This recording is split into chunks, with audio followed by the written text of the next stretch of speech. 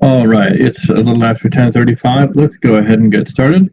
Good morning, everyone, and welcome to the March 14th meeting of the North Jersey Transportation Planning Authority Board of Trustees. I hope everyone was able to join us using the GoToMeeting instructions that were provided. Just a note, this meeting is being recorded and live streamed on our website at njtpa.org. First, some ground rules for this meeting. Please mute your device when you're not speaking so we can reduce background noise.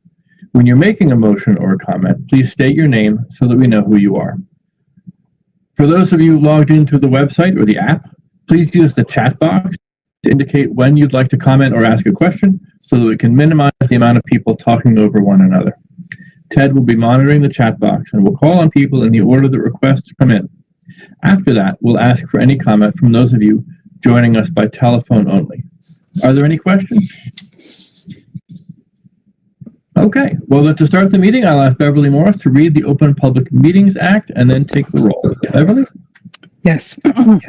This is to advise that in accordance with the Open Public Meetings Act, Chapter 231, PL 1975, adequate notice of this meeting has been forwarded to the Newark Star Ledger, the Asbury Park Press, the Courier News, the Daily Record, the Home News Tribune, the Jersey Journal, and the New Jersey Herald. Okay, and now for the roll call. Bergen? Joseph Bellotti, present and voting. Essex? David Antonio, present. Hudson? Byron Nicholas, Hudson County, present. Hunterdon? Terry Fellows, alternate. Commissioner Soloway, present. Jersey City? Middlesex? Charlie Kinney, present. Monmouth? Terry O'Connor, present. Morris? Kathy DiFilippo, present. Newark? Philip Scott, present. Ocean? Jack Kelly, present. Passaic? John Bartlett, present. Somerset? Sarah Suey, present. Sussex? Chris Carney, present. Union? Katie Chan Kowalski, Union County. Warren? Jason Sarnosky, present. Governor's Office? Jeff Nielsen, Office of the Governor, present. NJDOT? Andy Swords, present. NJ Transit? Aaron Michelangelo, present. Port Authority? Jay Schofield here. Citizens Representative? Jared Rodriguez, present. Okay, we have 18 voting members present and a quorum. Very good. Thank you, Beverly. That brings us to the approval of minutes. Are there any corrections, additions, or deletions to the minutes of the January 10th board meeting? Okay, hearing none. May I have a motion to approve the minutes? I'll offer the minutes approval. Morris will second it. I'm Very sorry. good. I'm sorry. Who made the motion? Ocean County. Thank you. And Morris County seconded? That's correct. Okay. Very good. All in favor? Aye. Aye. Aye. Any opposed? And any abstentions? All right. Well, that brings me to the chair's remarks, my first opportunity to deliver those, and I'd like to take this opportunity to present my report and some of my thoughts. Once again, I want to begin by thanking my fellow board members for entrusting me with the position of chair. I'm honored to lead this board, and I look forward to working with all of you in the months and years ahead. First, I'm pleased to recognize the board members who have agreed to serve as our new committee chairs and vice chairs. They are, for the Planning and Economic Development Committee, Middlesex County Commissioner Charles Kenny, Chair, and Hunterdon County Commissioner Susan Soloway, Vice Chair. For the Project Prioritization Committee, Ocean County Commissioner Jack Kelly, Chair, and Union County Commissioner Betty Jane Kowalski, Vice Chair. And finally, but not least, the Freight Initiatives Committee, Warren County Commissioner Jason Sarnowski, Chair, and Somerset County Commissioner Sarah Sui, Vice Chair. I thank all of them for the dedication to the board. They will take the helm at the committee meetings that will be held in April. The full list of committee assignments was sent via email earlier this month and is included in the updated board handbook, which was emailed last Friday. I also want to take a moment to thank Robert Clark, the New Jersey Division Administrator of the Federal Highway Administration, for being here to speak to us about local funding opportunities under the Infrastructure Investment and Jobs Act, or IIJA, also known as the Bipartisan Infrastructure Law. This historic investment agenda makes it an exciting time for transportation in North Jersey, with billions of dollars in new federal infrastructure funding coming into our region. There's a great deal of interest coming from our county and municipal officials. I saw that last month when I participated in a webinar with Congresswoman Mikey Sherrill on federal transportation funding opportunities for local governments. I spoke about how the NJTPA can work with local leaders as they apply for competitive grants, helping with data, coordinating regional projects, and writing letters of support.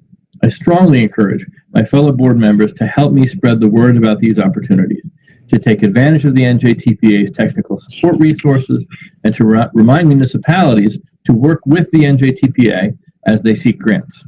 Tying local projects to larger regional needs, as identified in our long-range transportation plan, Plan 2050, will make for stronger applications. Staff will share updates about funding opportunities and related webinars on the new webpage, njtpa.org/IIJA. And I encourage you to check that out and share it with the local governments that you represent. One of my priorities as chair is going to be to work with you to find ways to take advantage of these grant opportunities. As members of this board, we can make sure these funds are used responsibly and equitably to address critical transportation needs in our region. Plan 2050 emphasizes how transportation connects people to opportunity. Transportation does more than get people from one place to another. It creates economic opportunity by helping our region attract and retain employers. It moves goods in and out and around our region and our state. New technologies like alternate fuels and greener building practices also help create a healthy environment, as do the transportation alternatives and programs, greenway programs in particular, rails to trails, projects like that we're able to fund through NJTPA. Because transportation is not a means to an end. The end is access to economic opportunity, access to education, recreation, and family. The importance of this panel is that as elected officials and representatives of your subregions, you know those needs. This board is also a place to ask what I believe is a crucial question for any public investment. Is it worth what it costs? As large as the numbers are that we deal with on this board, the context still remains resource scarcity, even at this moment of opportunity with the IIJA. And we should never shy as a board away from vigorous debate over whether we're allocating these funds in the right ways. To ensure transportation can do all these things, our investment should safeguard our infrastructure against extreme weather and address the flooding that too many of us have experienced. We also must ensure the transportation network is safe for all travelers, regardless of their age, income, physical ability, or choice of mode.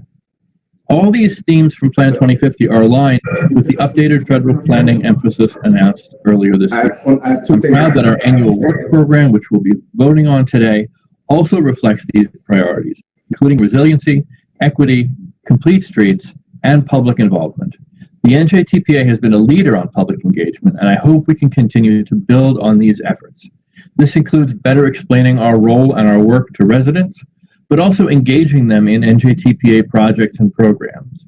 I'm particularly excited about the pilot Outreach Liaisons program, which is underway.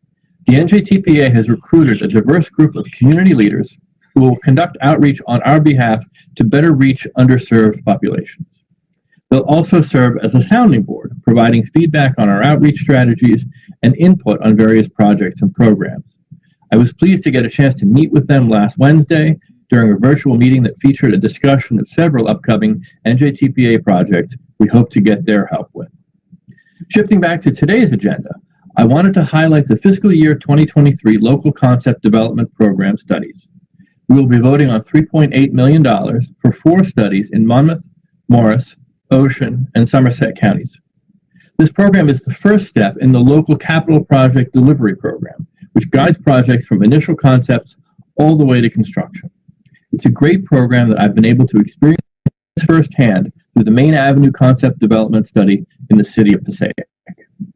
Even though that study began in 2020 at the height of the pandemic, we had great public involvement, which helped us develop options for improving safety, improving access to transit, and improving traffic flow along a very busy urban corridor.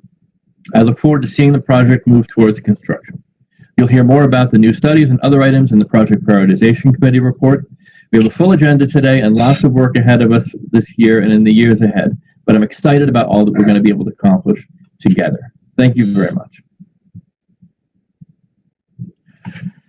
Do we have any remarks from NJDOT this morning? No, thank you very much. I appreciate it. Okay. How about from NJ Transit? I didn't quite catch it, but this is NJT. No comments this morning. Thanks. Okay. Thank you, Jeremy. So that brings us to the Executive Director's report. Mary, would you kindly present your report to the board? Yes, thank you. Good morning, everyone. I'm pleased to report on a very active past couple of months under the guidance of our new executive committee led by Chairman John Bartlett. Today, as we do each year at this time, we have distributed the latest Board of Trustees handbook. Since we are still meeting virtually, the handbook was sent via email. As Chairman Bartlett noted, it includes an updated roster of committee members, chairs, and vice chairs. The handbook also summarizes NJTPA's responsibilities and programs and includes a contact list of board members and alternates, our bylaws, an organizational chart, and other essential information.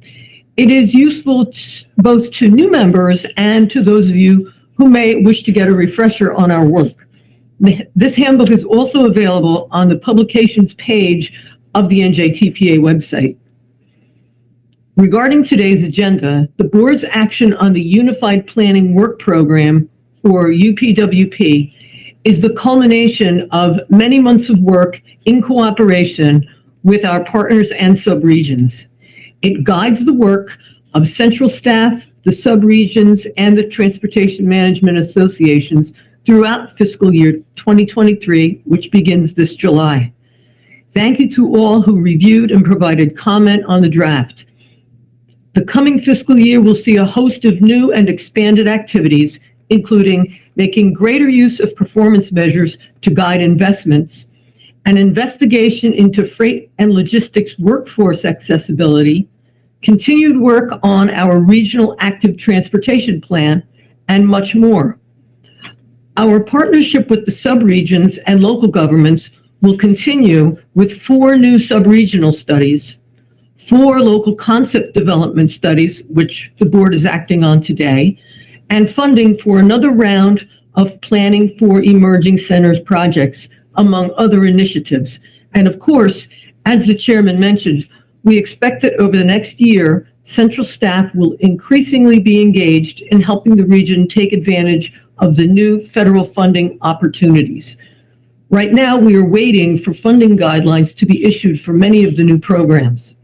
Staff will be keeping an eye out for notices of funding opportunities, or NOFOs, and we'll be posting links to them on our Infrastructure Investment and Jobs Act resource webpage as they are issued. So please keep an eye out. Again, as the chairman said, central staff can assist county and local governments in the applications process by providing data, letters of support, and coordination across the region.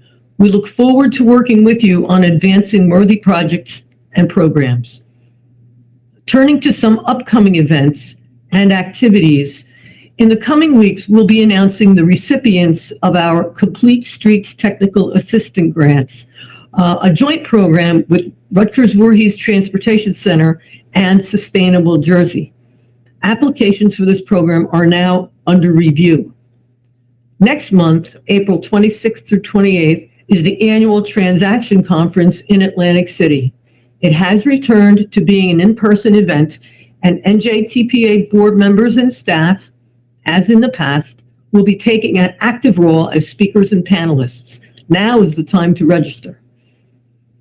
Another upcoming milestone is June 1st, the extended deadline for applications for our very successful Local Safety and High-Risk Rural Roads Program, which funds strategic improvements at high crash locations and corridors. All subregions are eligible to apply. I should also note that while a date has not yet been set, a meeting of the Morris Canal Working Group is being planned, most likely for May. While this program was slowed by the pandemic, we were able to have a meeting this past November, and we plan to resume more regular sessions. We'll send out an announcement once a spring meeting date is set, and you can also check morriscanalgreenway.org for updates. The group's vision of a walking and biking trail spanning our region and connecting to other trails and facilities very much fits with the multimodal vision approach of Plan 2050, as well as the priorities of the new federal legislation. So we hope you can participate in this and other upcoming NJTPA programs. And finally, as you may know, every 4 years, FHWA and FTA conduct a certification review of the NJTPA's metropolitan planning process to assess and certify that we are in compliance with all federal requirements. Our current certification is valid until May 1, 2023. And so the overall review process, including timelines, topics, and dates for on-site review, will begin shortly.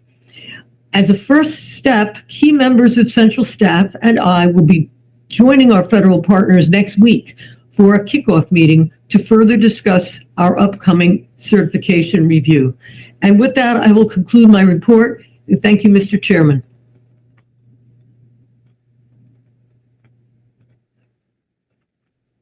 Thank you very much, Mary. That was very detailed and very informative. Notices of funding opportunity. I think that's one where I'm not going to use the acronym. If I start talking about NOFOs, I am bound to get into some kind of trouble. But very informative, and we appreciate that. Which brings us now next to our presentation from Robert Clark. Since 2013, in his position as New Jersey Division Administrator of the Federal Highway Administration, Robert has provided leadership and direction to 26 professionals in delivering federal aid highway program in the state. Prior to this position, Robert served for 7 years as the Federal Highway Resource Center's Financial Services Technical Services Team Manager, where he was responsible for managing staff in providing technical assistance and financial training to division offices and state departments of transportation to improve oversight and stewardship of the federal aid program. Please welcome Robert Clark.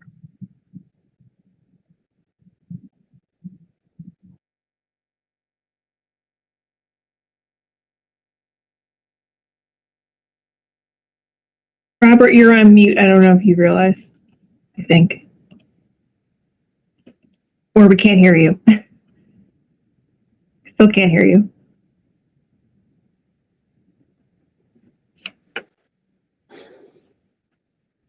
You can try clicking the sprocket gear looking thing in the upper right hand corner of GoToMeeting, and it should let you select your microphone if you have more than one on your computer. That might be the issue. I know it was working before.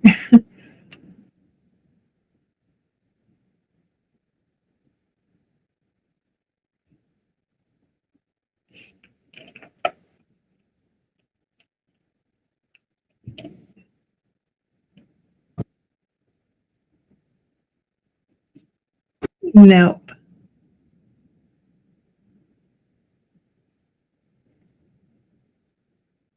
All right. Can you guys hear me? Now we can. Thanks. There we go. Sounds good. That was crazy. Okay, Satapa, just for time's sake, you jump to slide 4, and I'll start there.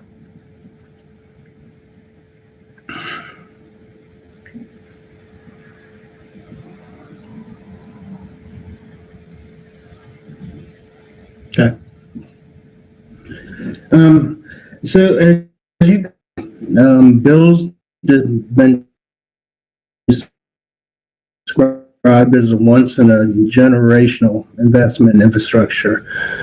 World create good jobs and make the U.S. economy more sustainable, resilient, and equitable. It invests almost $550 billion in new federal funds and infrastructure. It represents the largest dedicated bridge investment since the creation of the interstate system and the largest investment in electric vehicle charging in infrastructure history. In addition to the significant bridges, transit, passenger rail, the bill makes significant investments in drinking water, which we don't talk much about, wastewater, clean energy transmission, and broadband. On average, the bill is estimated to support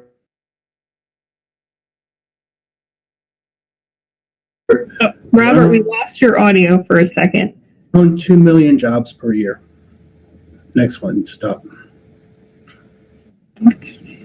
Okay. So the bill funds highway programs and activities for 5 years. Are we on the right one, Stop?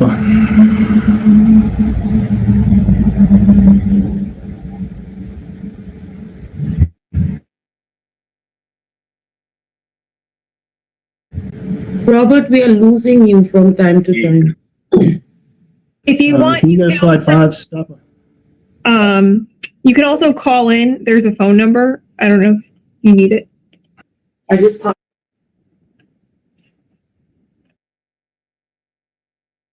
Yeah, I think it's because I'm on my wide.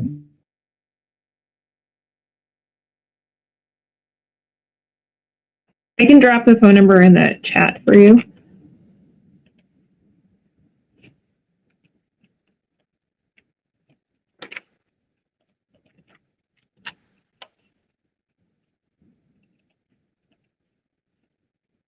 and we can't hear you, Robert. Wow. Yeah, now we can hear you. Try leaving your video off too. That might help with the bandwidth if it's a Wi-Fi issue. All right. So I'm trying. Stop. What slide are you on? This is slide 5, so I can move forward. Next slide is about the 9 categories.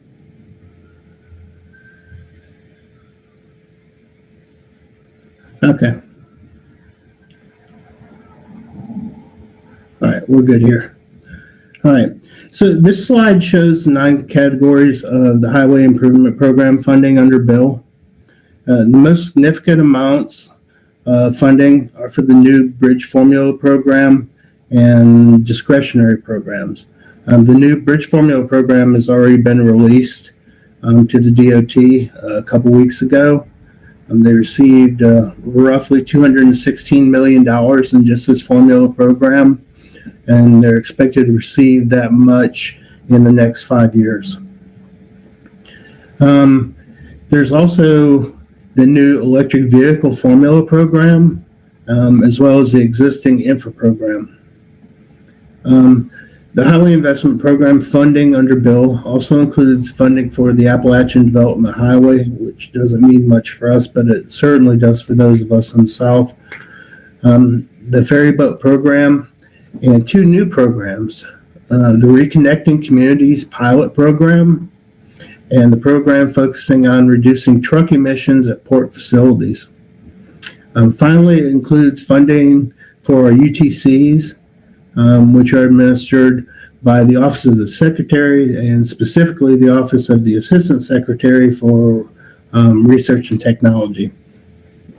The 6 funding categories that provide advanced appropriations, the Supplement Contract Authority, are noted with stars and asterisks. Traditionally, Federal Highway has provided funding mostly through apportion programs to states, as well as Puerto Rico and the territories, tribes, and our FMLAs. While Bill continues to provide funding to these traditional recipients, several of the new discretionary programs include eligibility for local governments, MPOs, and tribes, territories, and FMLAs, as well as other entities. As you can see on the slide, note that this table... You're again cutting off, Robert. Damn it. Yeah, I'm sorry, guys. I don't know what this is about. Can you hear me? Yeah, Robert, you're fine. Oh, okay. Okay, I'm sorry, you guys. While Federal Highway expects to administer most of these programs, the table also includes several programs that will be administered by the Office of the Secretary. Finally, I'll note that across the top of the table, PA means Special Purpose District or Public Authority with a transportation function. FMLA is Federal Lands Management Agency, and as defined in statute, public authority means federal, state, county, town, or township, municipality or other local government or instrumentality with authority to finance, build, operate, or maintain toll or non-toll facilities. Next one, Sutapa.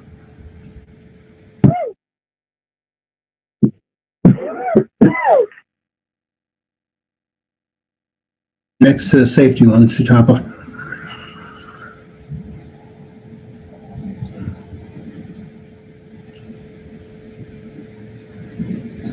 Next slide. Am I cutting out again? No, you're okay. I'm not sure. Did we lose Tutapa maybe?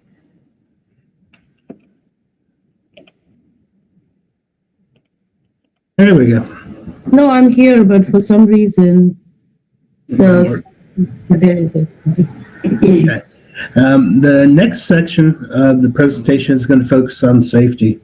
In the previous section, the apportioned highway programs, we've already covered changes to the Highway Safety Improvement Program, which went out 3 weeks ago, and the Highway Rail Crossing Program. But in this section, we'll highlight 2 new programs and other safety-related provisions. Next, Tapa.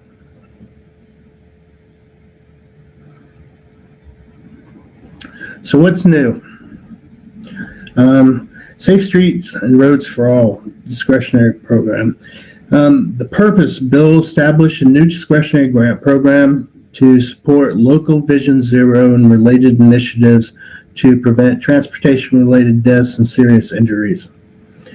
It's funded at $1 billion in each of the fiscal years 22 through 26 for a total of $5 billion in advance appropriations from the general fund. MPOs, local governments, and tribal governments are eligible to compete for this grant funding. Notably, states are not eligible for this funding, although they receive their HSIP funding. So this is specifically for the locals. Eligible projects, grant funding may be used for planning grants to develop comprehensive safety action plans, and 40% of the funding is set aside for this use each fiscal year. Funding may also be used for planning, design, and development activities for infrastructure projects and other strategies identified in such action plans. In awarding grants, DOT is required to consider the extent to which each applicant and eligible project is likely to significantly reduce or eliminate transportation-related fatalities and serious injuries involving various road users, not just cars. Next one, Sutapa.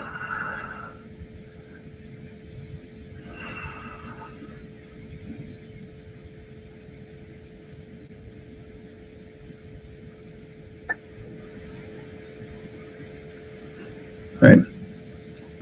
So our wildlife crossing pilot program is something new. The next program is focused on the safety of drivers as well as protecting wildlife and in carrying out that purpose, improving habitat connectivity. The purpose is the bill established a new wildlife crossing pilot program to provide discretionary grants for projects that seek to reduce the number of wildlife vehicle collisions and improve the habitat connectivity. It's funded at $350 million in contract authority from the Highway Trust Fund over the fiscal years 22 through 26. The eligible entities to receive this funding are state highway agencies, MPOs, local governments, UTAs, no acronyms, regional transportation authorities, special purpose districts, or public authorities with transportation function. It sets aside not less than 60% of grant funds each fiscal year for projects in rural areas. A provision related to the pilot program also requires a study of the methods to reduce wildlife vehicle collisions, workforce development, and technical training courses. A standardized methodology for collecting and reporting spatially accurate location data on wildlife crossings and carcasses on the NHS. The guidance and guidance on evaluating mitigation measures. So, brand new program. Next one, Sutapa.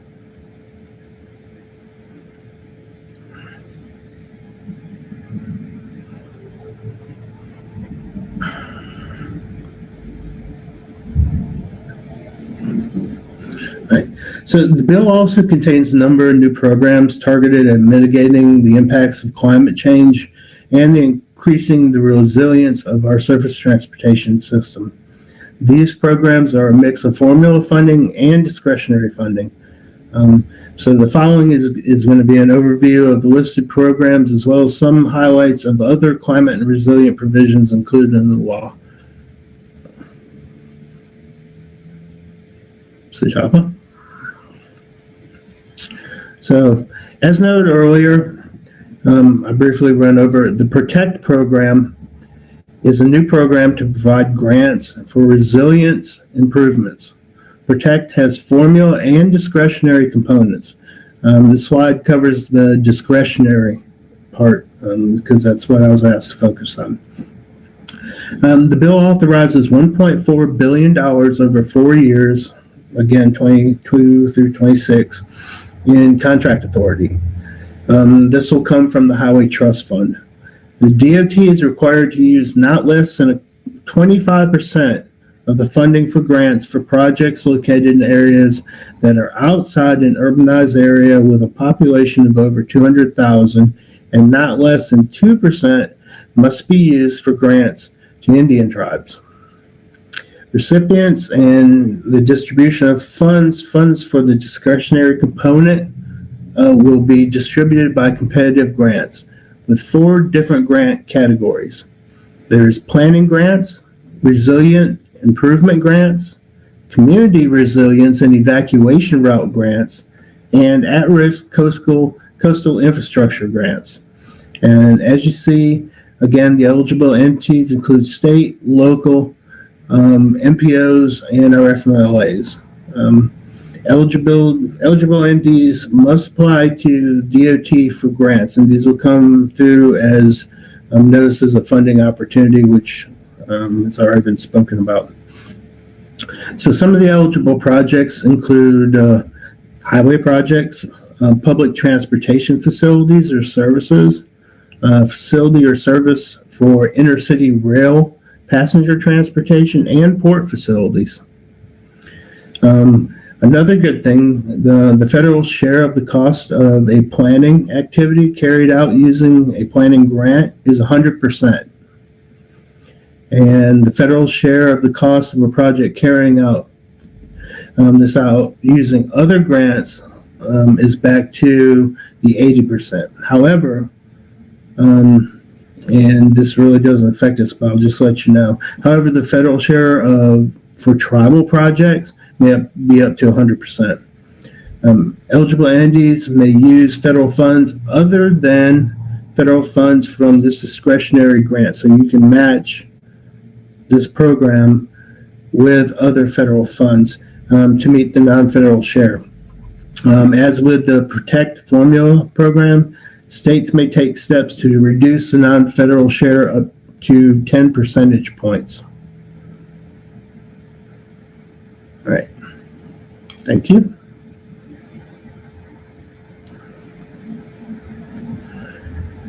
This is a big one. The Charging and Fueling Infrastructure Program is a new program to provide discretionary grants to fund the strategic development of publicly accessible EV charging infrastructure, and hydrogen, propane, and natural gas fueling infrastructure, along with designated alternative fuel corridors and in communities.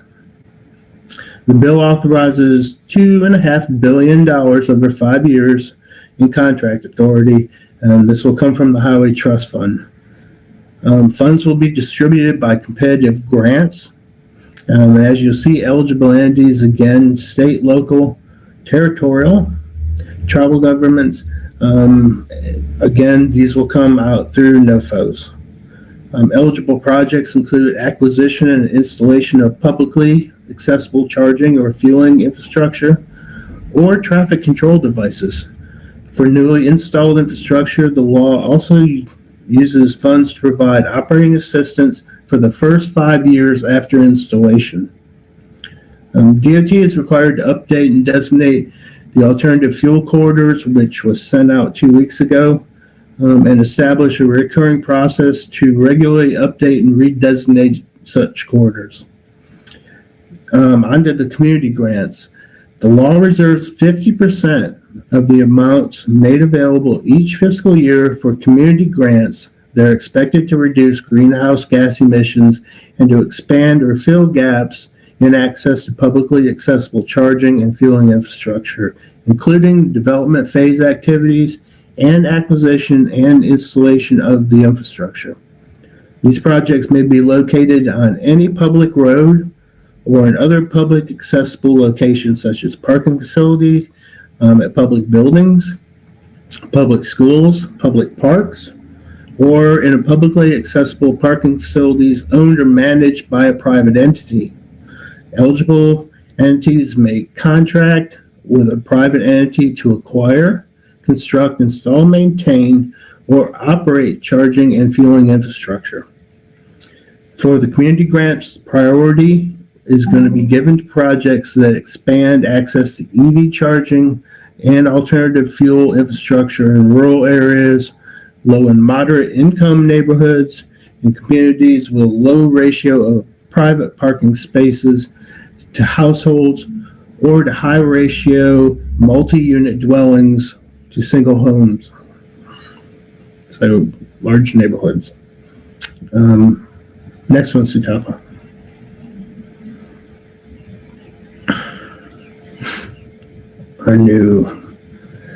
The new condition relief program is to provide funding to advance innovative, integrated, and multimodal solutions to reduce congestion and the related economic and environmental costs in the most congested metropolitan areas with an urbanized area population of plus 1 million. Bill appropriates $250 million over 5 years, and this will also come from the Highway Trust Fund. Funds will be distributed by competitive grants, and they also include the same old state DOT, local governments. Eligible entities must apply through the US DOT through these notice of funding opportunities.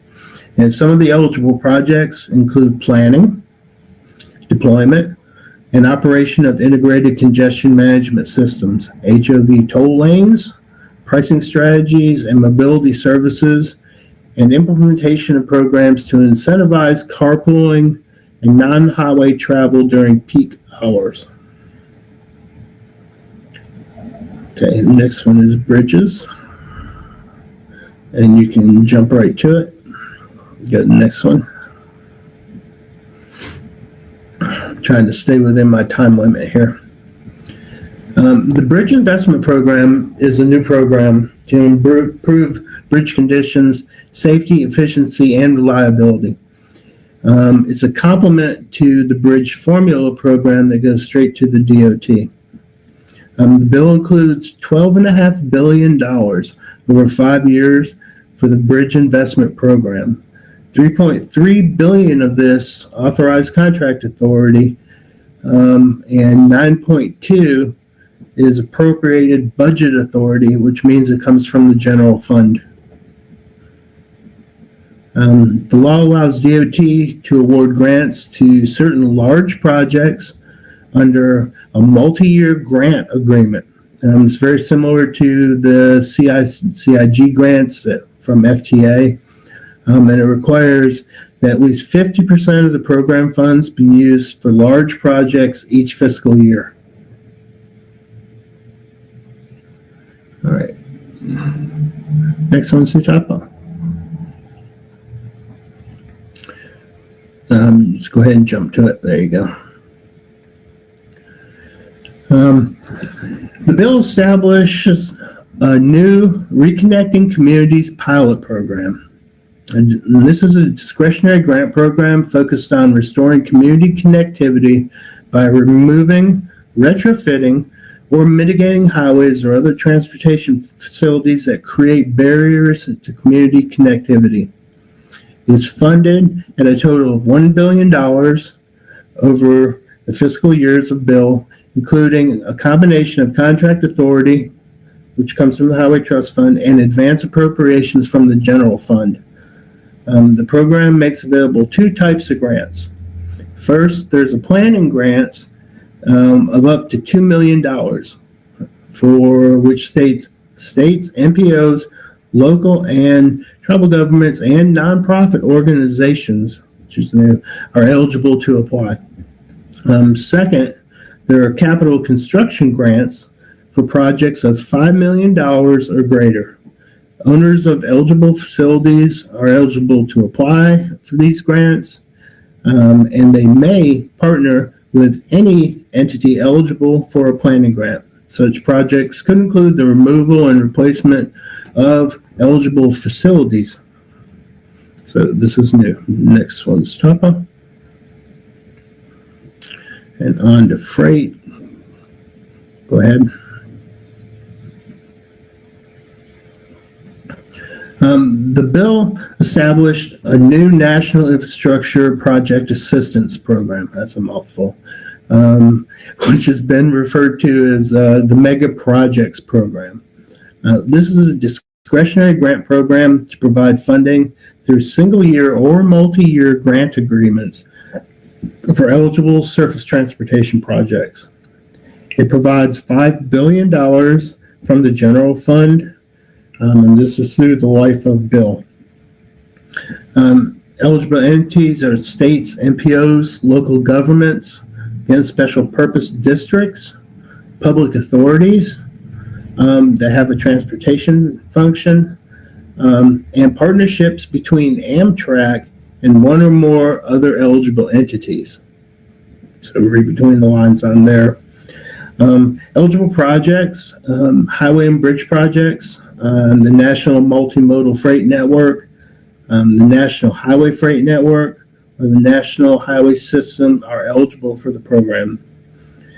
Other eligible projects are freight intermodal or freight rail projects that provide a public benefit. Railway, highway grade separation and elimination projects, intercity passenger rail projects, and certain public transportation projects. That will be spelled out when the NOFOs come out. There's also a set aside, half of the funding is set aside for projects with costs of $500 million or more. And the other half is reserved for projects which cost more than $100 million but less than $500 million. All right. The next one, the bill established a new local and regional project assistance program. This is a discretionary grant program for transportation infrastructure projects with significant local or regional impact. This codifies the existing Rebuilding America infrastructure with sustainable and equity, or the RAISE program, as you guys probably already know, which was previously established through Appropriations Act and when it was Tiger and then BUILD. So RAISE is the new Tiger or BUILD grant. This act provides $7.5 billion from the general fund through the life of bill.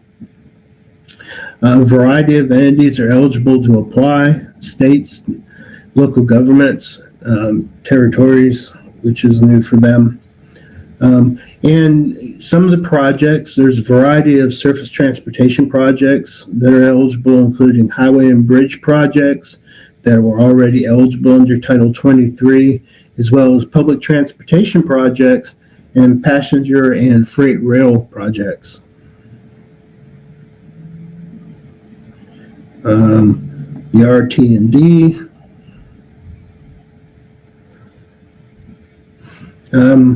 And I believe this is the last one. The bill establishes a strategic innovation for revenue collection program, something that we haven't jumped into, but there are other states that have done it.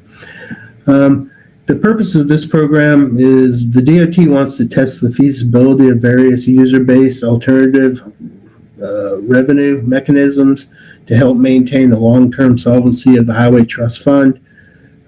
As you guys may know, $90 billion was just put into the Highway Trust Fund, but that is going to run out quickly. DOT will provide grants to carry out pilot projects. The objectives of the project will include testing the design, acceptance, equity, and implementation of alternative revenue mechanisms. The objectives are really to modify and focus on data privacy, the administrative costs, implementation issues, and equity considerations. This has a serious focus on equity if we're going to pursue something like this, both among different income groups and among rural and urban drivers. This has now been expanded to include MPOs and local governments to apply for these funds in addition to the states. So that is as quickly as I can go through this. I do have an 83 slide deck that I've given to NJTPA that they can put on their website, which goes through all of the new formula programs that the DOT receives directly, as well as some changes in the law to eligibility for our legacy programs. So with that, I can take some questions, and if I can't answer them, I can certainly get back to you. And I'm sorry for the technical difficulties. I'm not sure why that's happening.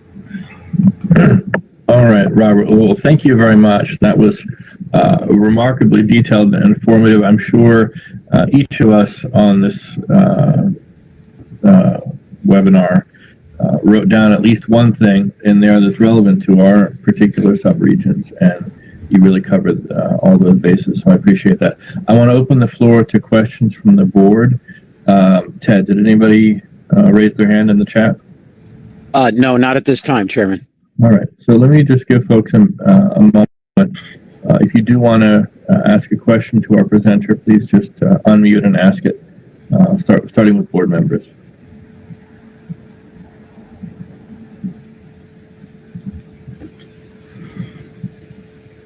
And then any members of staff or public.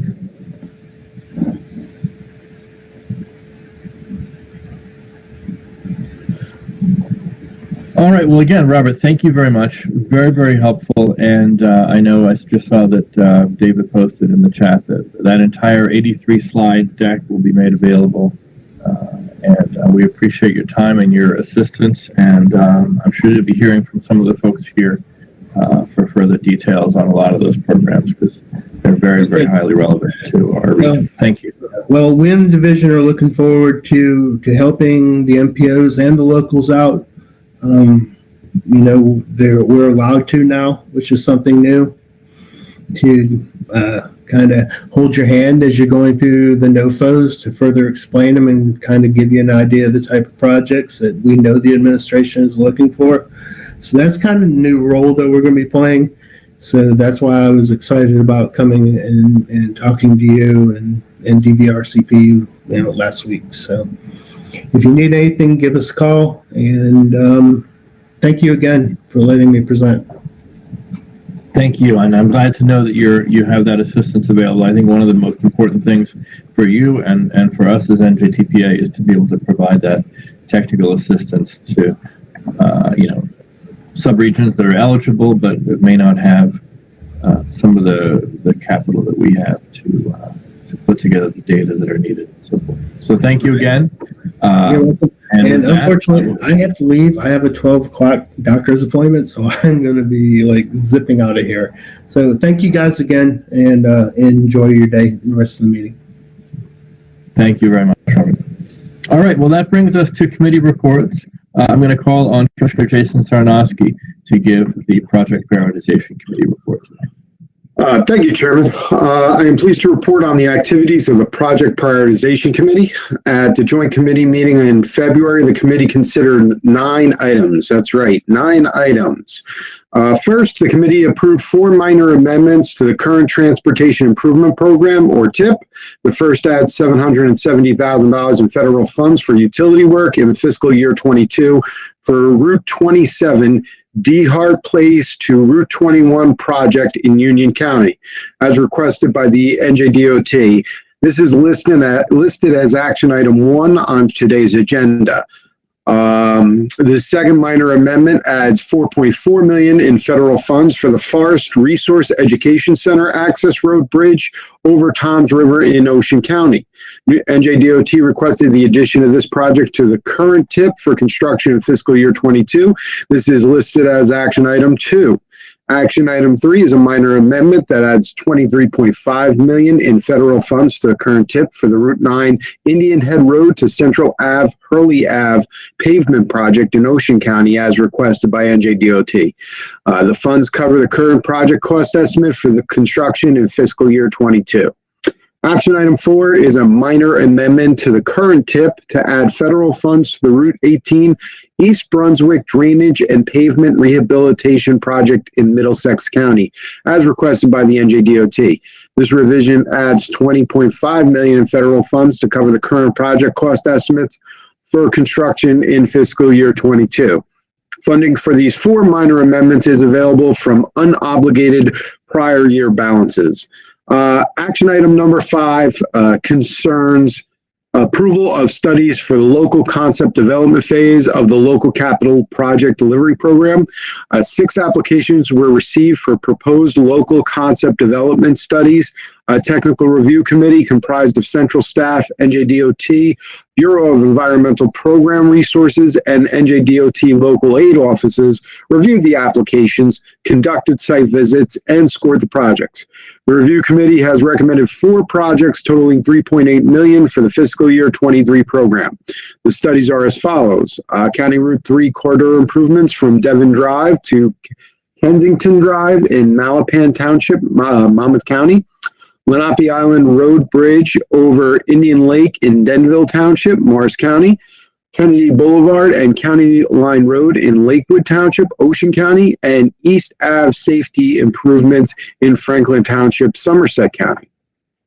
The committee also considered a set of modifications to the current TIP to add federal funds to 2 local projects as requested by NJDOT. For the East Anderson Street Cedar Lane Bridge over Hackettstown River project, $1.9 million was added for design in 24 and the right-of-way phase in 25. For the Kingsland Ave Bridge over the Passaic River project, $1.5 million was added for preliminary engineering in fiscal year 22. The additional funding for both projects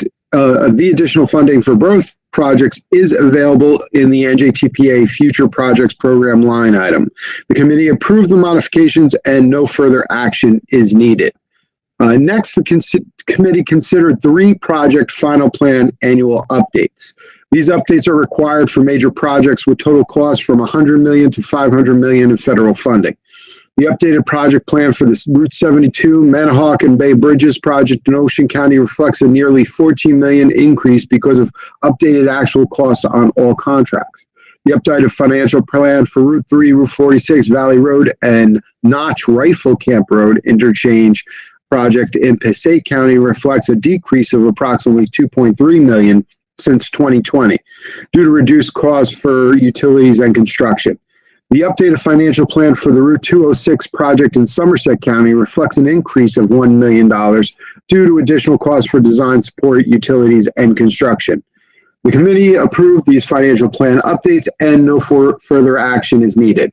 That concludes the Project Prioritization Committee report, and I thank you for your time.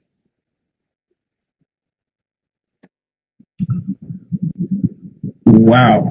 All right, we threw you in the deep end with that first committee report. Thank you very much, Jason. I'm going to move quickly through the action items. And in the interest of simplifying our board action for this online meeting, we have gone ahead and asked some board members to be prepared to move and second each item. With respect to item number 1, I understand Union County would like to move this item. Yes, Union County moves item number 1. Thank you, Chair. Thank you. And will NJDOT second the item? Yes. All right. Any comments from the board members? Any comments from the public on action item number 1? Okay. Beverly, would you please call the roll? Yes. Essex, Yes. Hudson, Yes. Hunterdon, Yes. Jersey City,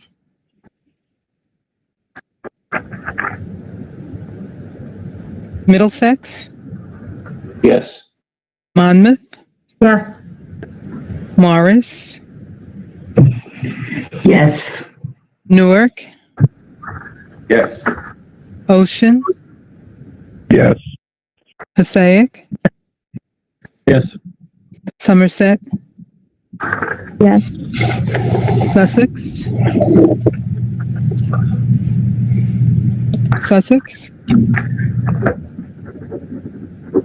Union, Yes.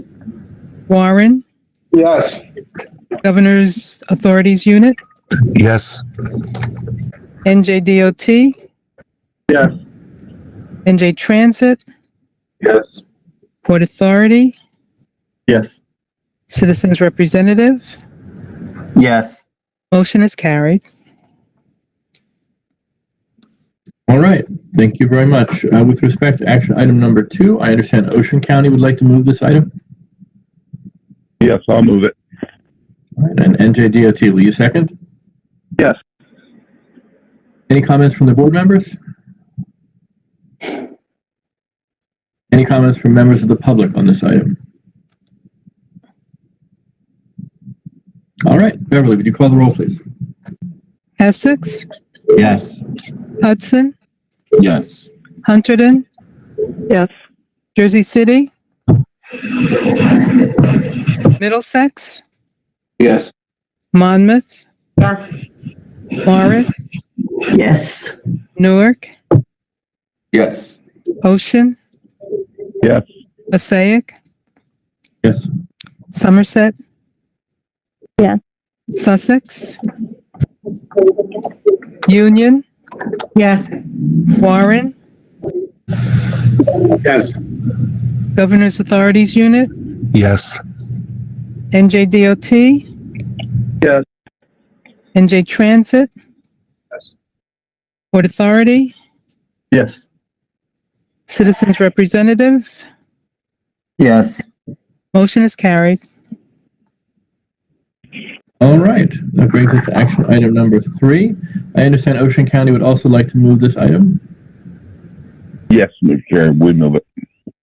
Thank you. And NJDOT, do you second? Yes. Any comments from the board members on item number 3? Any comments from members of the public on action item number 3? Okay. Beverly, would you please call the roll? Essex, Yes. Hudson, Yes. Hunterdon, Yes. Jersey City, Middlesex, Yes. Monmouth, Yes. Morris, Yes. Newark, Yes. Ocean, Yes. Passaic, Yes. Somerset, Yes. Sussex, Union, Yes. Warren, Yes. Governor's Office, Yes. NJDOT, Yes. NJ Transit, Yes. Port Authority, Yes. Citizens Representative. Yes. Motion is carried. All right, on action item number 4, I understand Middlesex County would like to move this item. Yes, Middlesex will move the motion. Thank you. NJDOT, will you second? Yes. Very good. Any comments from the board members? Any comments from members of the public on action item number 4? All right, Beverly, would you please call the roll? Essex, Yes. Hudson, Yes. Hunterdon, Yes. Jersey City, Middlesex. Ah, there you go. Yes. Okay. Monmouth, Yes. Morris, Yes. Newark, Yes. Ocean, Yes. Passaic, Yes. Somerset, Yeah, I'll call you back. Sussex, Union, Yes. Warren, Yes. Governor's Authorities Unit, Yes. NJDOT, Yes. NJ Transit, Yes. Port Authority, Yes. Citizens Representative. Yes. Motion is carried. All right, which brings us to action item number 5. I understand the Port Authority would like to move this item. So moved. Port Authority of New York, New Jersey. Thank you. And Hunterdon County, will you second? Yes, 100 seconds. Thank you. Any comments from the board members?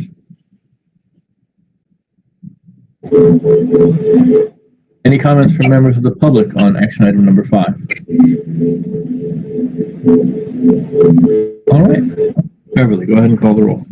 Essex, Yes. Hudson, Yes. Hunterdon, Yes. Jersey City, Yes. Middlesex, Yes. Monmouth, Yes. Morris, Yes. Newark, Yes. Ocean, Yes. Passaic, Yes. Somerset. Yes. Sussex, Union, Yes. Warren, Yes. Governor's Authorities Unit, Yes. NJDOT, Yes. NJ Transit, Yes. Port Authority, Yes. Citizens Representative. Yes. Motion is carried. All right. That brings us to the Planning and Economic Development Committee meeting. I'll call on Commissioner John Kelly to give the committee report. Thank you, Mr. Chairman. I'm pleased to report on the activities of the Planning and Economic Development Committee. At the February joint meeting, the committee considered one action item. It concerns approval of fiscal year 2023 Unified Planning Work Program, or UPWP.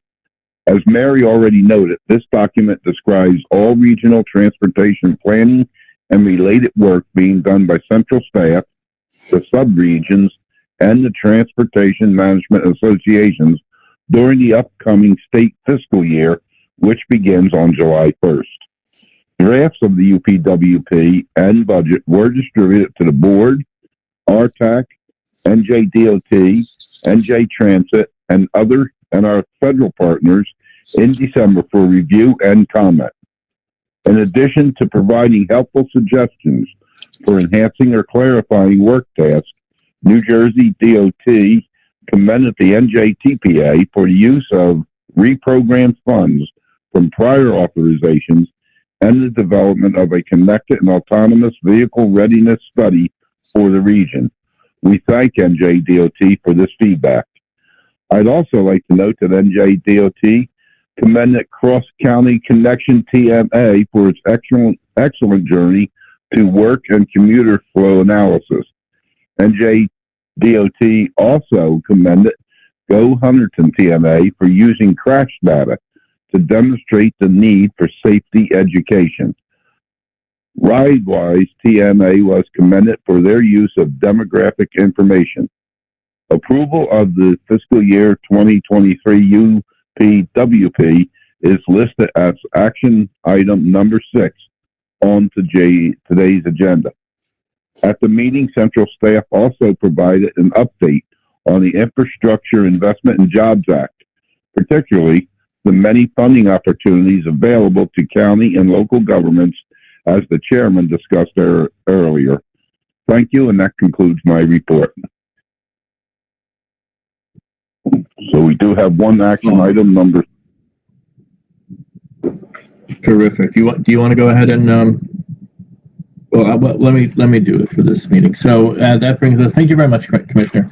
Brings us to action item number 6, and I understand Hudson County would like to move this item. Yes, Hudson County will move this on. Somerset County, will you second? Somerset seconds. Any comments from board members? Any comments from members of the public on action item number 6? Okay, Beverly, would you please call the roll? Essex, Yes. Hudson, Yes. Hunterdon, Yes. Jersey City, Yes. Middlesex, Yes. Monmouth, Yes. Morris, Yes. Newark, Yes. Ocean, Yes. Passaic, Yes. Somerset, Yes. Sussex, Union, Yes. Warren, Yes. Governor's Authorities Unit, Yes. NJDOT, Yes. NJ Transit, Yes. Port Authority, Yes. Citizens Representative, Yes. motion is carried.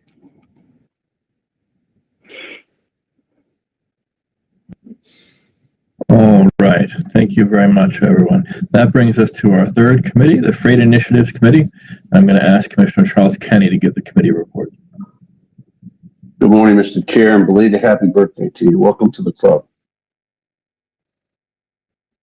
I am pleased to report on the February meeting of the Freight Initiatives Committee, where we heard our annual freight rail update. Our first speaker was Ryan Hill, Conrail Chief Engineer, who reported that Conrail is completing the final signal work on its regionally significant Waverly Loop project, which is allowing the northbound trains to bypass the Oak Island rail yard. That project is expected to be completed in April and will benefit operations at Port Newark.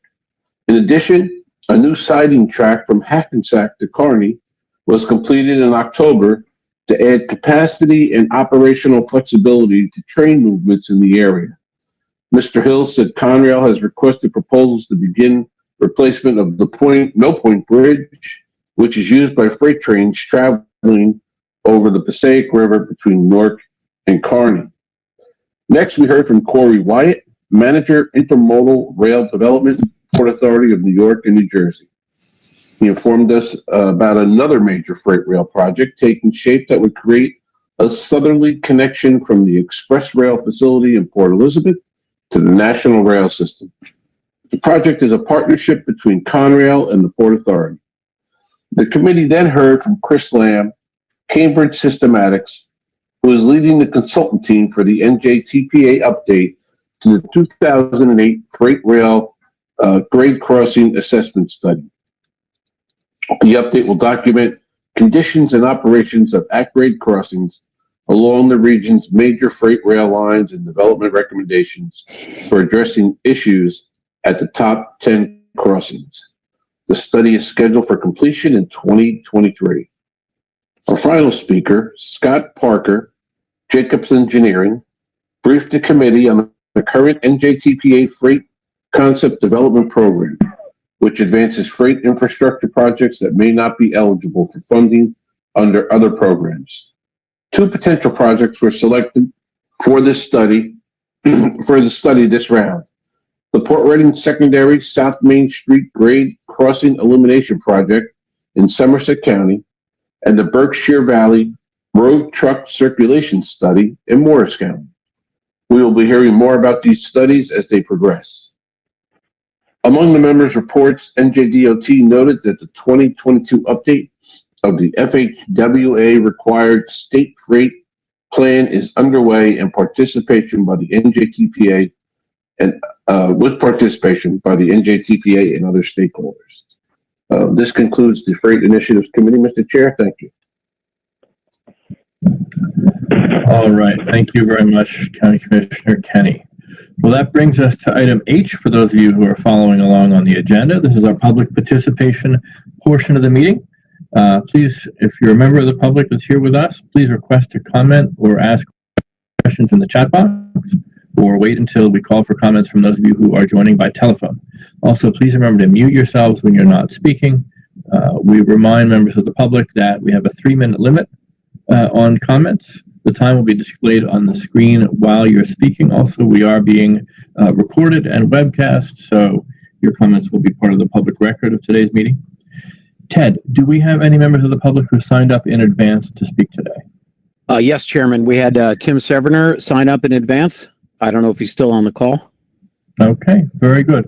Well, Tim, if you're here, why don't you go right ahead and we'll start your 3-minute clock.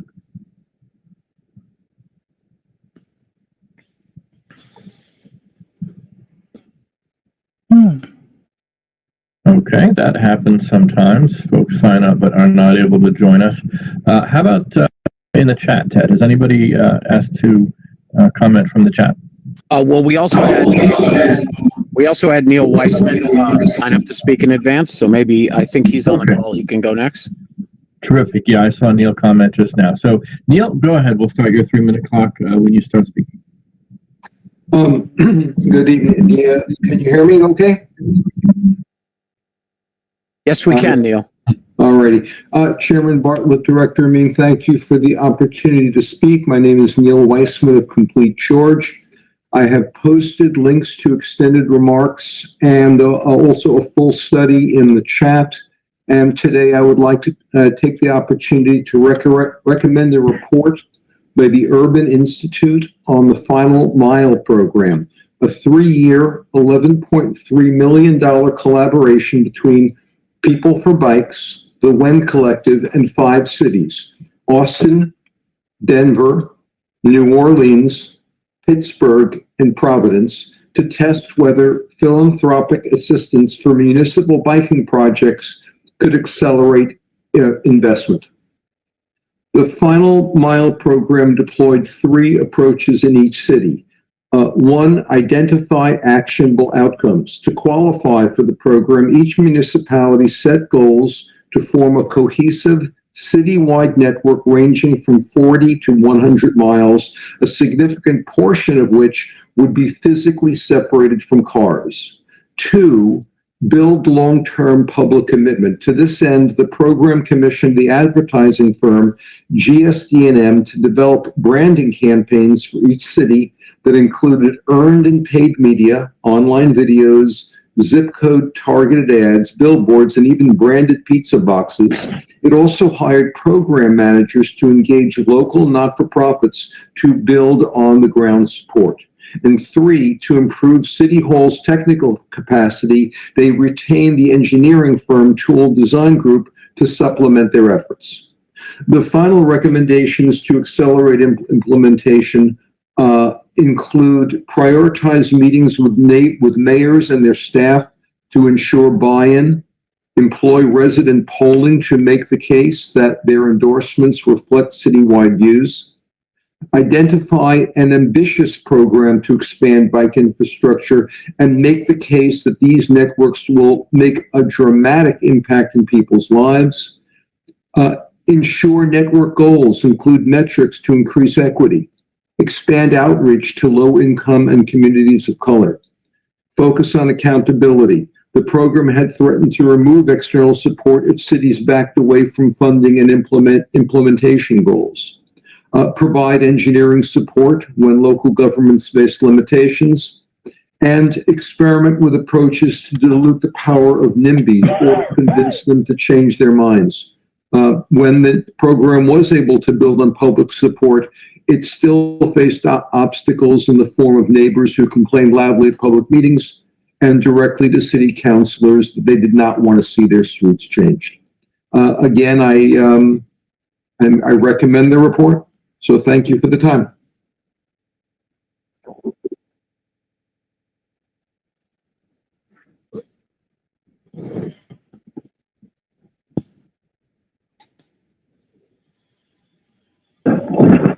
Thank you. Thank you very much, Neil. That was, there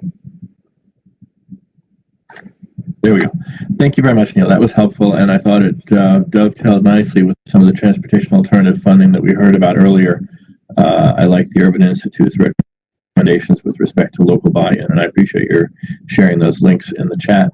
Ted, has anybody else signed up ahead of time? Sitapa from FHWA would like to give a quick update if we have time. Sure. Go ahead, Sitapa. Hi everyone. This is Sutapa from HWA. I just wanted to remind everybody about another funding opportunity. You heard a lot from Robert today, but it did not include the National Scenic Byways Program funding opportunity. The NOFO is going to come out soon. So we are recommending that agencies, entities who are interested in applying for this funding, which is again for the National Scenic Byways, register with grants.gov because it takes about 2 to 4 weeks to register there. You have to apply through that platform, and also register with sam.gov. Again, that takes 7 to 10 business days. So please make sure you do all these homework if you are planning to apply for that grant. That was my update. And if you have any questions about this funding opportunity, you can send me an email. I would be happy to help with like eligibility and things like that. Thank you. That's great, Sutapa. Thank you very much, and thank you for offering to help via email. Would you do me a favor before the end of the meeting and post your email address in the chat for folks who want to reach you? Anybody else? Ted, pre-signed up? No, that's it. That's all we had. How about in the chat? Not seeing anything else at this moment. Okay. Well, let's, I'm going to go silent for about 10, 15 seconds, see if there's anybody who has phoned in that wants to comment as part of the public comment period.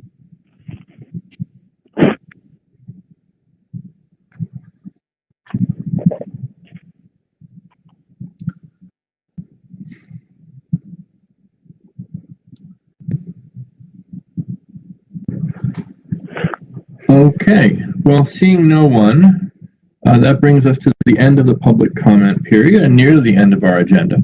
Before we adjourn, there's one more thing I'd like to address. As many of you know, Mary Amin announced at the joint committee meeting in February that she plans to retire at the end of the current fiscal year in June. Mary has served this board well and deserves all our thanks. And speaking directly to Mary for a moment, I remember your selection. I was part of that committee because I was on the executive committee, and reflecting on it, I realized that nearly half your time at the helm was during a pandemic that brought once-in-a-lifetime challenges for all of us, and you did a really remarkable job striking the balance of keeping things going and protecting the health and safety of our staff and our members. Mary's knowledge and management skills will be hard to replace. I will be working with NJIT and the board's executive committee to advertise the position and begin the process of finding a new executive director, and I will keep everyone updated throughout this process. So, and we'll have many more opportunities to thank Mary and reflect on her years of service here at NJTPA. But for now, the time and place of the next virtual meeting of this board will be on Monday, May 9th, 2022 at 10:30 a.m. And I'm ready to ask someone to give me a motion to adjourn. Morris will move that. Monmouth will second. All right. Thank you both very much. I don't think, Beverly, we need a vote on that. Just anybody who would vote nay, feel free to stay on. All right. Thank you all very much. We'll see you in May. Thank you. Bye, everyone. Bye. Bye-bye. Bye. Thank you. Everyone have a good day. Bye.